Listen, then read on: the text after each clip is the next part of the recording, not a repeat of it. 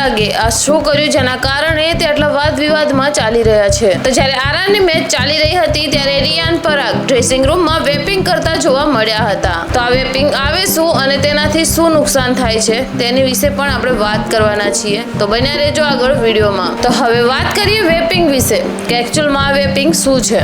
તો આમ તો ઘણા ખરા લોકોને ખબર જ છે કે વેપિંગ એટલે શું કહેવાય, પણ જે લોકોને જાણ નથી તેમને જણાવી દઉં કે વેપિંગ એટલે ઇલેક્ટ્રિક સિગરેટ. અને ઘણા ખરા લોકોને એવું લાગતું હોય છે કે આનાથી કોઈ પણ નુકસાન નથી થતું.